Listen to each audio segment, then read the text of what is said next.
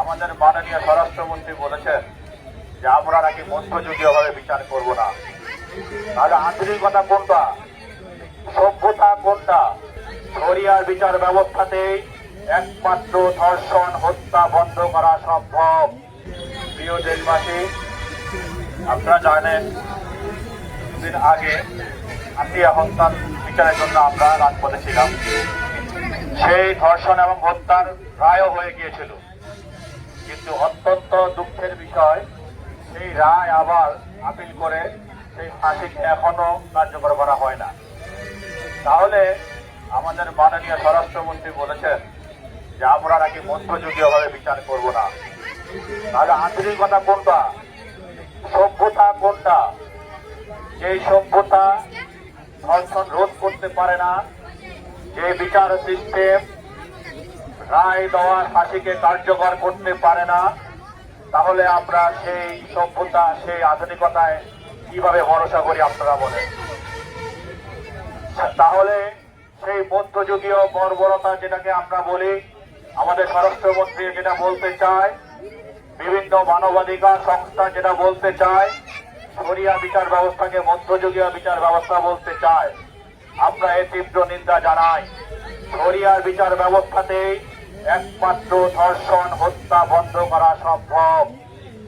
আমরা যদি মানুষ কখন ভয় পায়, যখন মানুষ দেখে বিচার হয়, যখন মানুষ নিশ্চিত হয় যে আমি অন্যায়টা করলে আমার সাজা নিশ্চিত, তখন মানুষ অন্যায় করতে ভয় পায়।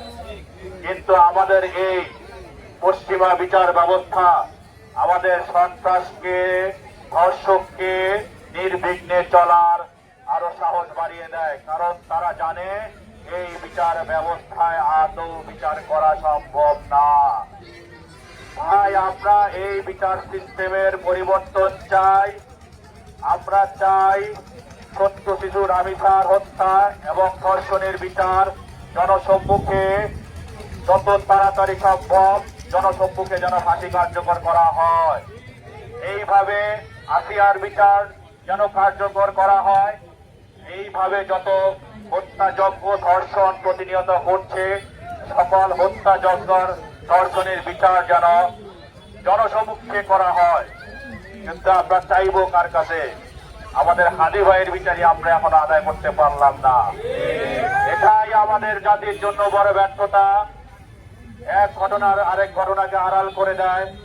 হাদি ভাইয়ের মতো ঘটনা আজকে ম্লান হয়ে যাচ্ছে। আজকে আমরা রামিসা, আসিয়া, এরকম কালকে আবার আরেকজন, এরকম আর প্রতিনিয়ত একটার ঘটনা আরেকটাকে মানে ধামাচাপা দিয়ে দিচ্ছে।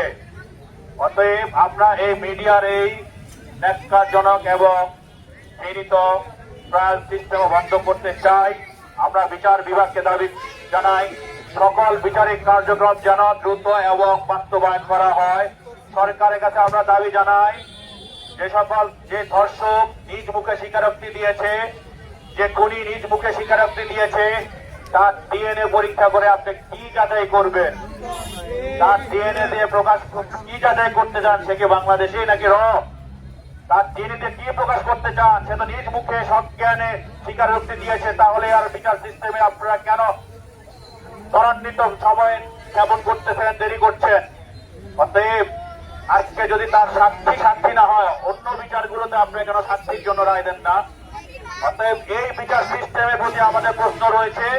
আমরা চাই আসিয়া, রামিসা সহ আরো অন্যান্য যত হত্যা এবং ধর্ষক রয়েছে তাদের বিচারগুলো অতি দ্রুত জনসম্মুখে করা হয়। এই বলে আমি আমার সংক্ষিপ্ত বক্তব্য শেষ করছি। ধন্যবাদ।